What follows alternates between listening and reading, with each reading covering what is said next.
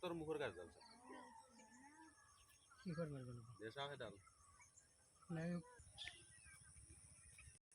যোৱা বছৰ সেই ডাঙৰ ডাঙৰ আছিল না জবান দীঘল দীঘল আকৌ তেতিয়া দেখিলে আমাৰ তাতেতো বাৰিষা লগা চলো যিহেতু লোকেল